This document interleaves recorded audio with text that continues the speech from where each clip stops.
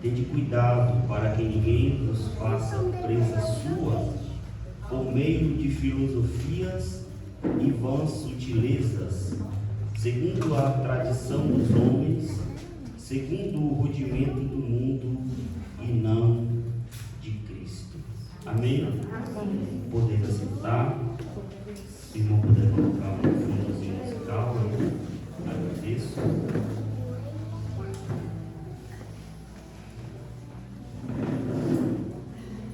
Queridos e amados irmãos, nós estamos diante de um texto escrito pelo apóstolo Paulo,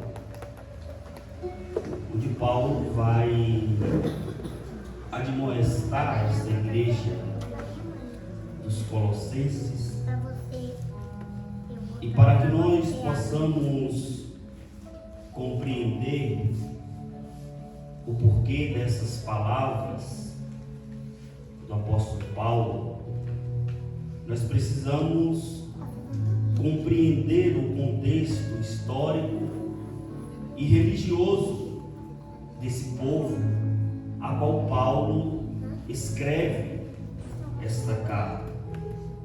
Essa carta de Paulo é uma das muitas conhecidas como cartas da prisão. Paulo escreve essa carta aos Colossenses por volta do ano 60 a 62 depois de Cristo, estando em uma prisão domiciliar em Roma. E quando nós lemos a partir do capítulo 1 deste livro, nós vamos observar que Paulo tem alguns cuidados para com esta igreja. No versículo 23 do capítulo 1, Paulo ele chama os homens a permanecerem firmes e fundados na fé e a eles não se moverem da esperança do Evangelho. Essa igreja em Colosso, esses cristãos novos convertidos, haja vista que Paulo, ele também vai dizer aqui no versículo 1 do capítulo 2, o qual nós lemos, que esta igreja fundada em Colosso não foi fundada propriamente pelo apóstolo Paulo em uma de suas viagens missionárias. Esta igreja é fundada pelo discípulo de Paulo chamado Epáfras. E Paulo, ele, estando em prisão domiciliar, ele escreve esta carta para aqueles cristãos que, à época, eram chamados de neófitos ou novos na fé. Havia pouco tempo que aquela igreja havia sido fundada naquela cidade, e dentro do contexto desta nova religião, assim podemos dizer, desta nova forma de fé que Paulo passa a pregar com os seus discípulos, muitas dessas cidades onde as igrejas eram fundadas tanto por Paulo como por seus discípulos, nós encontramos na história dessas igrejas uma raiz de uma idolatria muito profunda. Paulo, quando chega nesses ambientes, Paulo precisa converter aqueles homens, aquelas mulheres, aqueles novos cristãos, a deixarem a sua velha maneira de viver, a não mais adorar a outros deuses, imagens e esculturas. Porém, nesse contexto em que Paulo escreve essa carta aos Colossenses, Paulo, ele é bombardeado com uma notícia acerca desta igreja, pelo que esse povo, tendo há pouco tempo recebido esta palavra, estando ainda firmando os seus pés no Evangelho, vão se levantar homens, falsos profetas, com falsas doutrinas. E o que Paulo vai dizer aqui no versículo 4, com palavras persuasivas. E a preocupação de Paulo, ao escrever essa carta, no capítulo 1, você pode observar que Paulo, ele vai demonstrar para aquela igreja a plena divindade de Jesus Cristo. E vocês vão entender o contexto do porquê Paulo, ele precisa escrever essa carta e chamar aqueles cristãos a estarem enraizados, a estarem fincados na fé em Jesus Cristo. No capítulo 1, Paulo apresenta Jesus como Redentor vicário. No capítulo 1, Paulo apresenta Jesus como o Senhor da criação. No capítulo 1, Paulo apresenta o Senhor como cabeça da igreja. No capítulo 1, Paulo apresenta o Senhor como reconciliador de todas as coisas e reconciliador dos colossenses com Deus. Você pode talvez se perguntar o porquê Paulo escreve esta carta a esta igreja nova, a esses neófitos novos na fé. Nesse período em que Paulo escreve esta carta, esta igreja em Colosso e tantas outras igrejas estavam sendo bombardeadas com falsas doutrinas.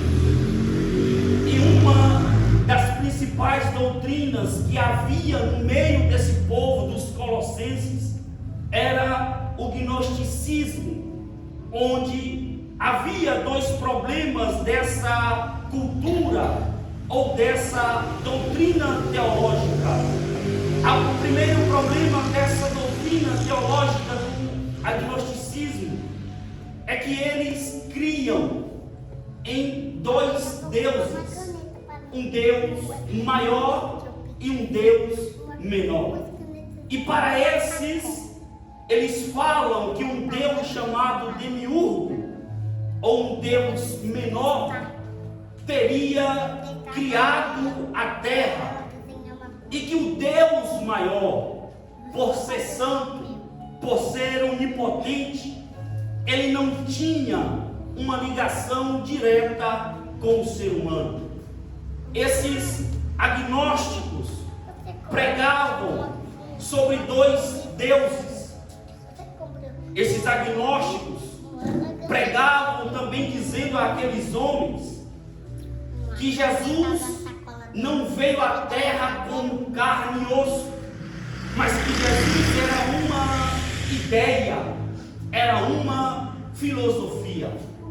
E Paulo, preocupado com esses ensinamentos que estava adentrando a igreja de Colosso, Paulo escreve essa carta, chamando aqueles homens a estarem firmes e permanecer desfundados naquela fé que agora eles estavam pregando.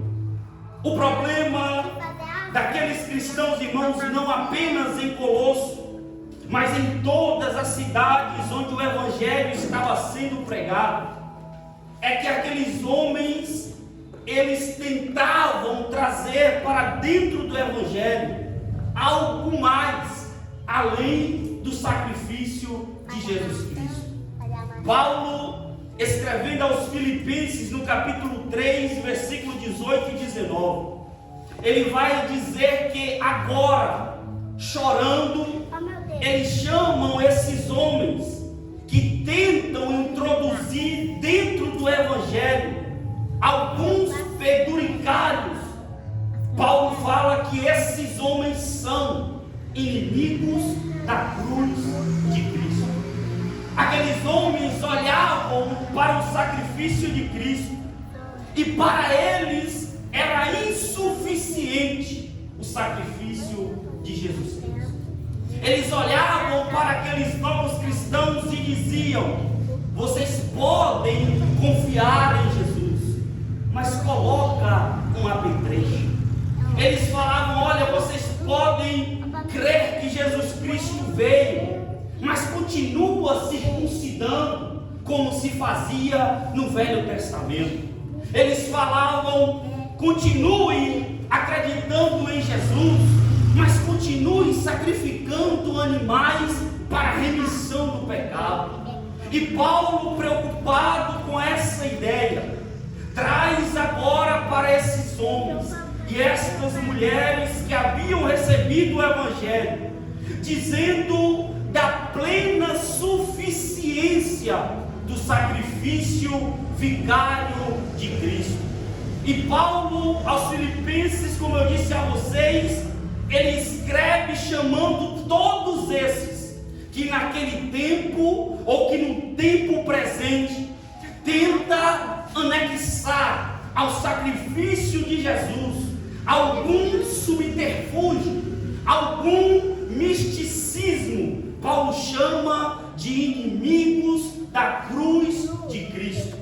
Paulo olha para aqueles homens e com uma palavra de verdade bem forte ele estava dizendo: o único e suficiente sacrifício para a remissão do pecado do homem já foi realizado na cruz do Calvário.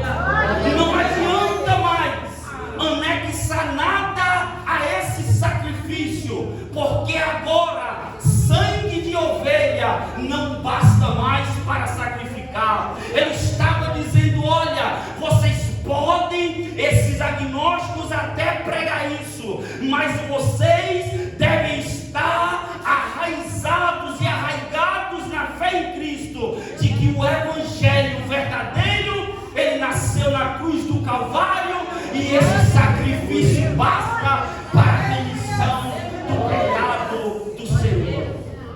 Aleluia! O problema era esse, que eles se levantavam com essas falsas doutrinas, essas palavras persuasivas, e como é fácil enganar alguém novo na fé, e como é fácil introduzir na mente de alguém que nasce agora no Evangelho essa doutrina que não condizia com aquilo que Paulo estava falando.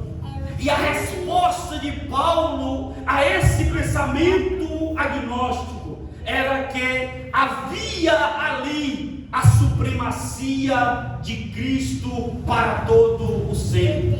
Paulo estava dizendo para aqueles homens, como em outras palavras Paulo também estava ensinando: cuidado para que ninguém vos engane por meio de filosofia e vãs sutilezas, segundo tradições dos homens.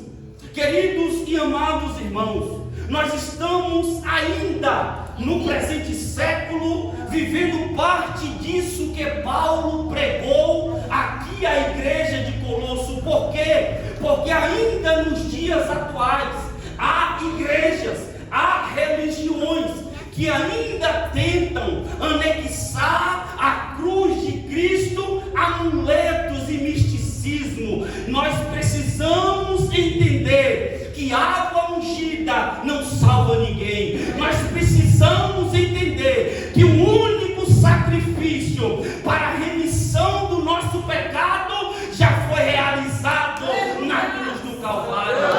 Porque, em outras palavras, Paulo estava dizendo que nós fomos comprados não com ouro, nem com prata, nem com sangue de bode, nem com sangue de ovelha, mas pelo sangue carmesim de Jesus Cristo derramado na cruz do Calvário. Paulo estava dizendo: eles até podem tentar anexar algo ao Evangelho, mas Cristo é suficiente, poderoso para salvar a humanidade.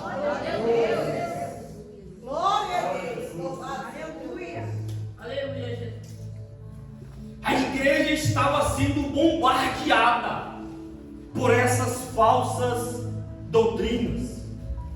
E em muitas cartas de Paulo, como por exemplo aos Hebreus, Paulo vai trazer também essa supremacia de Cristo, dizendo: Deus é maior que Paulo, Deus é maior que os anjos, Deus é maior do que os apóstolos, Deus é maior do que todo homem que possa se levantar e não precisa mais pagar sacrifício para a remissão do nosso pecado. O problema daquela igreja daquela época é que eles estavam misturando as coisas dentro do Evangelho. E o Evangelho é muito simples. O Evangelho verdadeiro de Jesus Cristo é muito simples. E aí eu digo para vocês que o problema ainda da nossa geração é que tem crente que ainda cai nesse papinho mole, nesse papo furado, de toalha ungida, de água benta, de não sei o que é aquilo, de não sei o que é aquilo. Mas nessa noite eu vim aqui dizer para vocês que Cristo é suficiente para salvar a nossa alma. Cristo é suficiente. Pode perceber, irmãos, que essas igrejas que ainda usam desse misticismo dentro da igreja não tem pessoas arraigadas na fé. Tem pessoas que vão atrás do lenço, tem pessoas que vão atrás da água, tem pessoas que vão atrás da flor e esquece de ir atrás de Jesus Cristo. O nosso Salvador é Ele, aquele que sacrificou a sua vida na cruz do Calvário.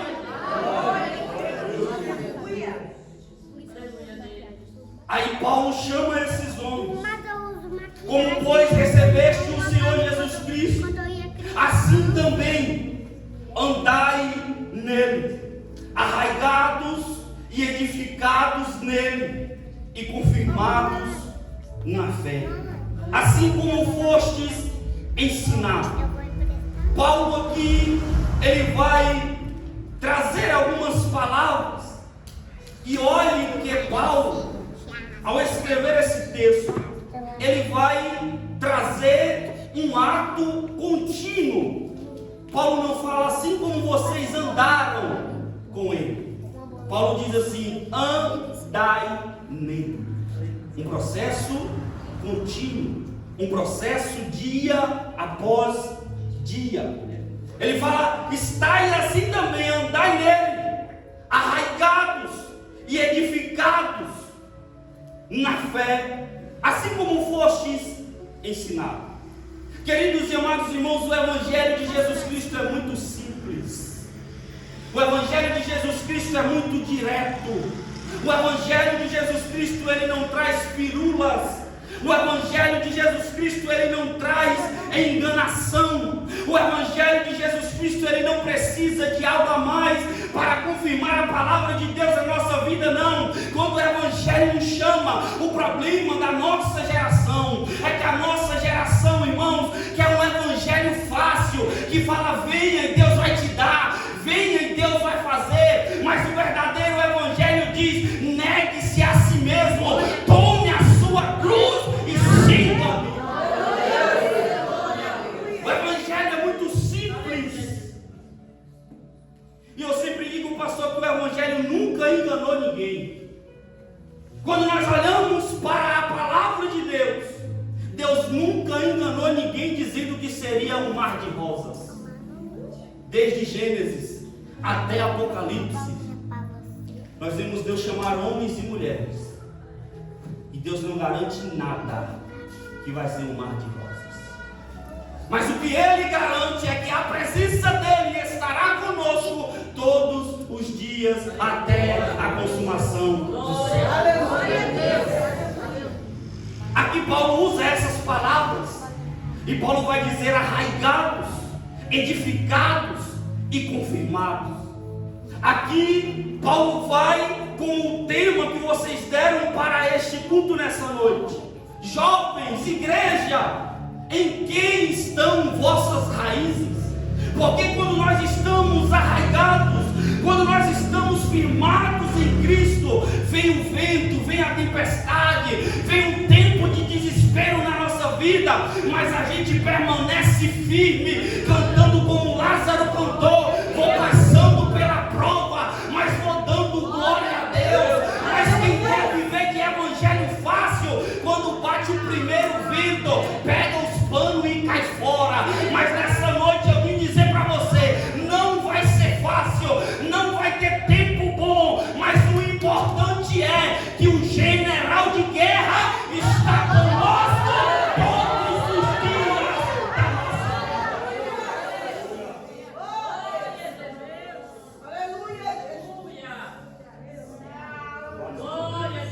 Em quem vocês estão enraizados?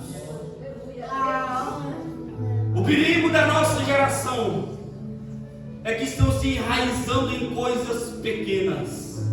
O problema da nossa geração é que estão se enraizando em quem não pode nos dar livramento. É por isso que o salmista disse: uns confiam em carros, outros em seus cavalos, mas nós faremos missão ao nome do Senhor Jesus Cristo. É por isso, irmãos, que muitos crentes têm desistido da fé nesses últimos dias. É porque não estão enraizados em Jesus Cristo. Mas quando a gente se enraiza nele, vem o vento, vem a tempestade, o barco balança para um lado, balança para o outro, mas de repente levanta alguém e diz: acalma-te, vento, e cala-te, mar, porque ele é maior na nossa vida. Enraizados e edificados nele. E esse edificado nele nos faz lembrar de quando Jesus conta aquela parábola, que uns serão como aqueles que edificam a sua casa na areia. Vem o vento, vem a tempestade e a casa cai. Mas os que confiam no Senhor edificarão a sua casa sobre a rocha. Vem o vento, vem a tempestade, mas ele permanece firme, porque a rocha é maior do que nós. Quando eu olho para a Bíblia, irmãos, nós vamos entender que o mal vem para todos, vem para os bons e para os maus. Assim como sofre o ímpio, sofre o justo. Assim como sofre o ímpio, sofre o justo. A diferença é que o ímpio se desespera. A diferença é que o ímpio, quando está passando por uma prova que acha que não vai conseguir, às vezes ele tira até a sua própria vida. Mas o justo, enraizados em Jesus, ele olha para a sua vida e fala como Jó falou: eu sei que o meu Redentor vive e que por fim se levantará. Paulo chama a esses homens a estarem firmes e enraizados. E esse enraizados, dentro desse contexto, nós podemos usar a tipologia de uma árvore, e de uma árvore que, como Jeremias ele vai escrever no capítulo 17, ainda que cortada, mas as suas raízes estão aprofundadas. Quando nós estamos com as nossas raízes aprofundadas, vem o tempo de cortar, mas as raízes permanecem. E algumas árvores, quando nós estudamos a biologia delas, nós vamos observar que algumas árvores passam anos e anos crescendo para baixo. E as pessoas olham para aquela árvore e dizem assim: cadê a árvore? Cadê a árvore? E a árvore está crescendo para baixo. E aí, a partir depois de um tempo, aquela árvore começa a subir, subir, subir e sobe. E aí vem o vento, balança para um lado, balança para o outro, mas permanece firme porque ela tem raiz. Aleluia. Na nossa vida não é diferente. Quantas vezes o vento não bate na nossa porta? Quantas vezes a tempestade não vem para tentar fazer o nosso barco naufragar? Mas quando nós estamos enraizados, o barco balança. A árvore balança para um lado e para o outro, mas nós estamos enraizados em quem, irmãos? Em Cristo. Aleluia. E quem está enraizado em Cristo, pode vir vento, pode vir tempestade, pode vir tufão, pode vir furacão, pode vir até uma bomba atômica. Mas o que Paulo estava dizendo para esses homens é: o general de guerra é maior. Aleluia. É maior que o vento, é maior que a tempestade, é maior do que a decepção, é maior do que o problema, é maior do que a doença. Paulo estava dizendo: se vocês estiverem enraizados em Cristo, Satanás pode se levantar, mas ele vai bater em retirada, porque quem está conosco é maior do que aquele que está enraizados e edificados. Paulo, ainda escrevendo aos Hebreus, Paulo vai trazer uma outra conotação para a segurança que a verdadeira fé em Cristo nos dá. Paulo, ele fala aqui aos Hebreus que a nossa fé é como uma âncora. E quem não viu já um vídeo na internet de alguém soltando uma âncora do barco, que aquela âncora desce com uma força e um peso terrível e se firma na terra e o barco não fica à deriva. E quando a gente está com a nossa fé como uma âncora, nós não ficamos de um lado para o outro balançando, nós permanecemos firmes. E ao ler esse texto de Paulo, eu pude entender uma coisa que aqui é ao contrário. No mundo normal, a âncora ela desce, sim ou não? Do barco ela desce e vai para o fundo do mar. A nossa âncora é diferente. A nossa âncora sobe. A âncora do navio normal ela desce e se firma na areia. A nossa âncora é diferente, ela sobe e se firma em Jesus Cristo. A nossa âncora é diferente.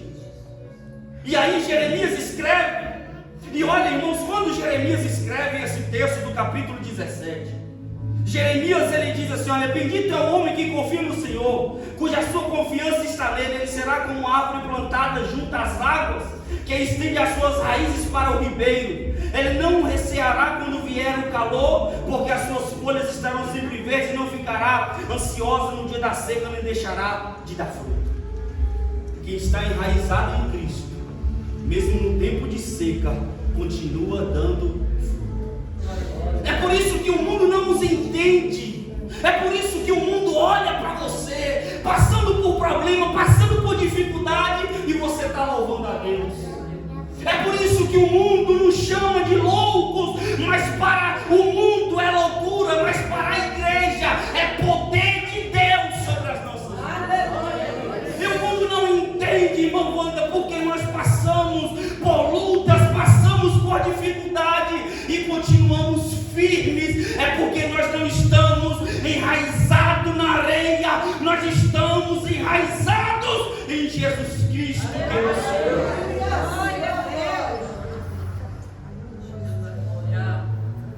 E a diferença aqui que eu disse para vocês da âncora que sobe. Aí eu me lembro de Jeremias, escrevendo o capítulo 20, onde ele está quase em um estado depressivo. E ele olha para Deus em uma oração e diz assim: Deus, o Senhor me iludiu. Jeremias é um dos profetas mais humanos, porque ele demonstra a sua humanidade. E Jeremias ele olha para Deus em sua oração e fala assim: Senhor, o Senhor me iludiu. Aí, mais na frente desse capítulo 17, ele diz assim: mas o Senhor foi mais forte do que eu.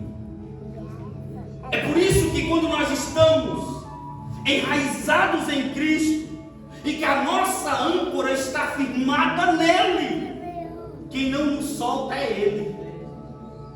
Porque quando o problema vem, deixa eu dizer uma coisa para vocês aqui: quando o problema vem na nossa vida, quando a decepção bate na nossa porta, qual é a nossa primeira tendência a gente fazer? É abandonar Deus. Sim ou não, irmãos? Quando o problema bate na nossa porta, quando a decepção passou, bate na nossa porta, a primeira coisa que muita gente faz é abandonar Deus. Falar: eu vou sair da igreja, porque eu estou na igreja e olha como está a minha vida. Olha como está a minha vida eu estando na igreja, se esquecendo de que a âncora está aqui dentro da igreja. Se esquecendo que se a raiz não estiver firmada aqui dentro da igreja, aí é como ele escreve que vai ser jogado fora para ser queimado, como uma árvore que para nada presta, além de Deus. Paulo aqui ele está chamando esses homens a terem esse cuidado, de serem arraigados e firmados em Cristo. Paulo ainda enfrenta outro problema ao pregar essa palavra contra o gnosticismo, porque aqueles agnósticos pregavam dizendo: Deus, Ele é tão perfeito que é impossível dele ter relacionamento com o homem. Aquela teologia pregava isso, de que Deus era tão perfeito, de que era impossível Ele ter relacionamento conosco. Aí eu anotei um negócio aqui, que o salmista diz assim: olha, os agnósticos estavam dizendo que Deus é tão perfeito que você não merece que Deus tenha um relacionamento com você. Aí o salmista, no capítulo 40, verso de número 2, ele diz assim: Ele me tirou de um poço de destruição, de um lamaçal de lama, colocou os meus pés sobre uma rocha e firmou os meus passos. Você não entendeu isso aqui?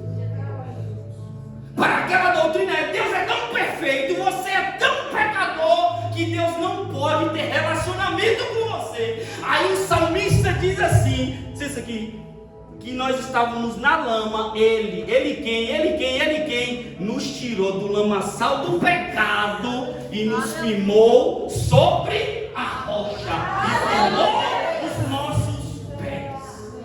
Ele só não tem relacionamento conosco, mas como Ele está presente aqui nessa noite para que o seu nome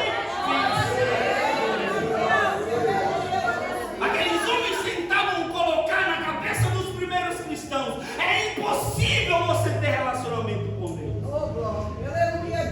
Mas nessa noite eu vim aqui pregar uma ainda de Deus na sua vida. Nós ainda não vimos,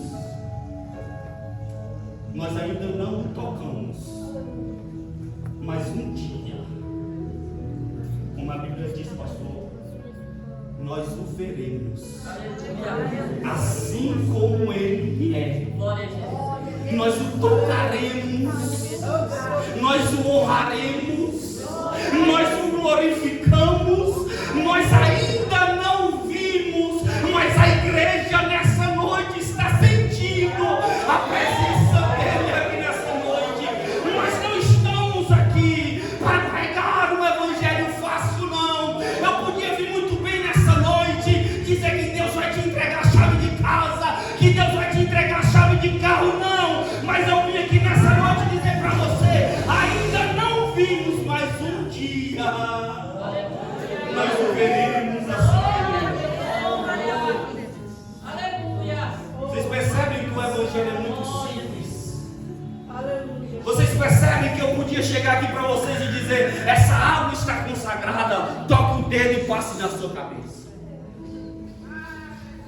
Mas o sacrifício de Cristo,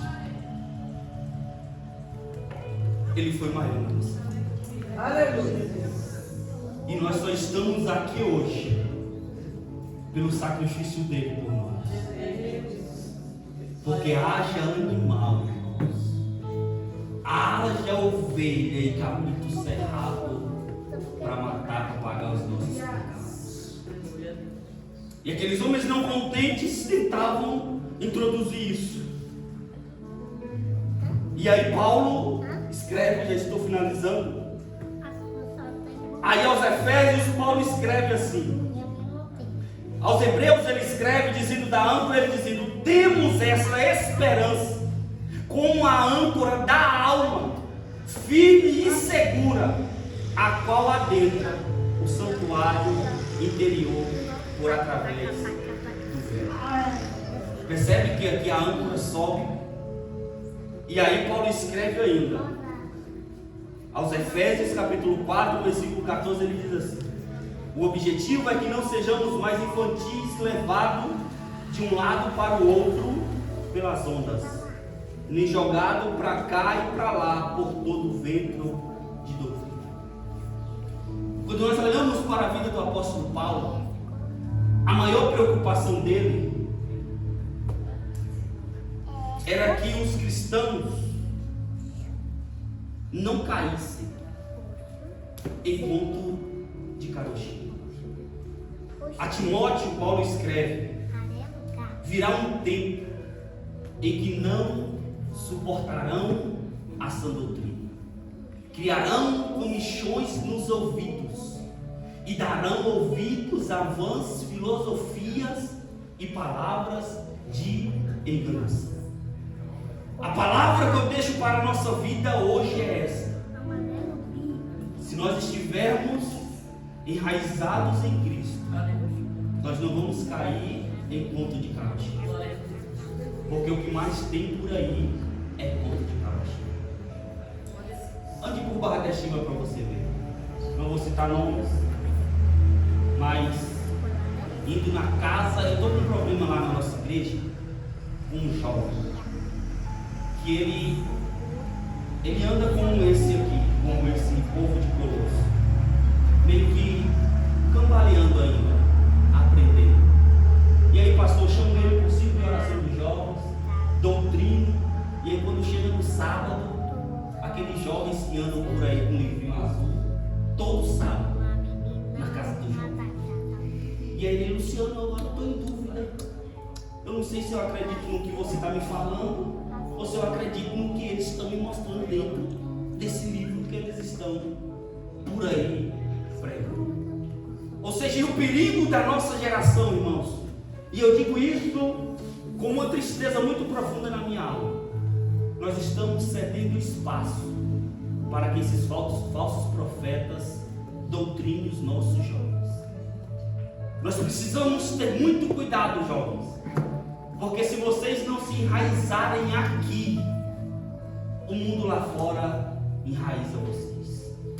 Se vocês não estiverem firmados nessa rocha, e aí por isso que Paulo aos Romanos escreve: não vos conformeis com este mundo, mas transformai-vos pelo poder da renovação da nossa mente. É preciso estar enraizados e arraigados em Cristo, porque nós só estamos aqui hoje porque nós estamos enraizados. Porque ser jovem não é fácil. Eu me converti com 14 anos de idade, irmãos. E quando eu me converti, eu tive amigos que olharam para mim e falaram assim: eu não dou um mês contigo dentro da igreja. Isso era perto de junho, rapidinho só para terminar. E aí, pastor, eu fiz um voto com Deus num dia de domingo, no culto. Eu estava assim, todo bonitinho no teto, e falei com uma Bíblia maior do que essa, eu acho. Eu falei: Deus, eu vou fazer um propósito com o Senhor agora no meio desse culto. Era dia 23 de junho, dia da fogueira, e o povo quebrando o pau no forró. Eu falei assim: Deus, eu vou passar no meio da praça, e vou passar de terra, e vou parar na frente do palco. Se eu sentir vontade de ficar na festa, lá mesmo eu jogo a Bíblia, e lá mesmo eu me esbarraço. Assim eu fiz. Morava no São Félix na época, vinha e ia sozinho para a igreja e fiz. Acho que o povo falou assim: esse igreja está doido. No meio da igreja, no meio da festa, com um terno. E eu fui, irmão. Quando parei no meio daquele palco, eu só virei e fui para casa. E esse mês agora que passou, fez 20 anos que eu sou. Porque enraizado. Eu digo sempre que se essa palavra aqui não fizer, ninguém mais faz na nossa vida. Tem gente que vem na igreja, pula, roda, sapateia, mas não tem raiz na palavra. Quando vem o primeiro vento, desiste. Quantos crentes vocês conhecem que não são desse jeito? Tá na igreja uma bênção. Aí quando bate a primeira tempestade, abandona quem? Abandona Deus. Eu não entendo um negócio desse. Porque às vezes sofre uma traição de amizade, de alguma coisa, se frustra com alguém e aí joga a culpa em quem? Em Deus. Onde eu pensei e falei assim: rapaz, Deus deve olhar lá do céu e falar assim: mais uma das minhas respostas, eu quietinho aqui, eu trabalhando aqui e o povo jogando isso nas minhas vidas. Então, irmãos, que Deus em Cristo vos abençoe e que cada dia que passa nós possamos estar firmes, enraizados nessa palavra até o arrebatamento da igreja. Se eu não ver vocês mais aqui, a gente se encontra no céu. Amém, irmãos? Amém. Deus abençoe.